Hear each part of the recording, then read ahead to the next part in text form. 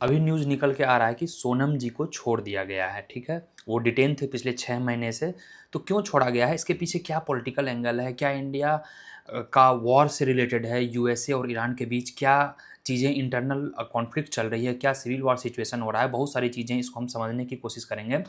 क्या इसमें political angle है? क्या इसमें जुडिशियल एंगल है? तो सबसे पहले ये समझते हैं, इनको जब गिरफ्तार किया गया था, आप देखिए इनका गिरफ्तारी हुआ था सितंबर के मंथ में, तब इनको गिरफ्तार किया गया था ऑन द ग्राउंड्स ऑफ कि ये लद्दाख में स्टेटहुड और संवैधानिक सुरक्षा की बात कर रहे हैं, जिसमें कि शेड्यूल 6 की बात कर रहे थे, जिसमें 4-5 लोगों की मौत हुई थी, हिंसा हुआ था वहाँ पर।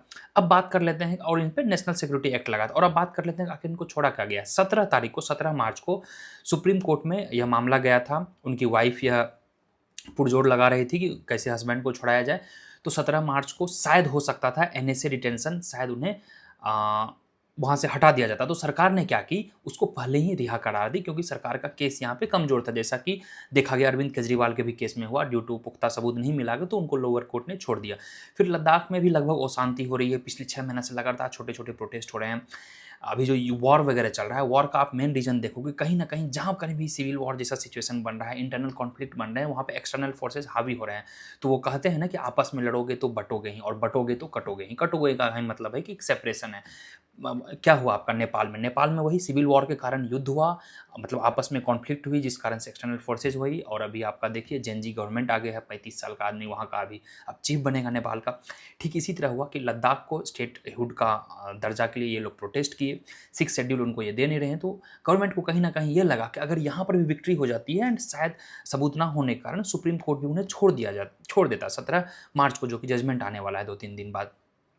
और दूसरा एंगल है कि अभी अफगानिस्तान पाकिस्तान का युद्ध चल रहा है, कश्मीर से लेकर लद्दाख तक। जब भी इंटरनल सेंटिमेंट्स आपका बिगड़ेगा, इंटरनल यूनिटी अगर नहीं रहेगा, तो डेफिनेटली थर्ड पार्टी को मौका रहता है कि कैसे इसको डिवाइड एंड रूल किया जाए। लुकिंग एट द सिचुएशन, अभी हमें यूनाइट होने की ज़रूरत है, and government need to think of.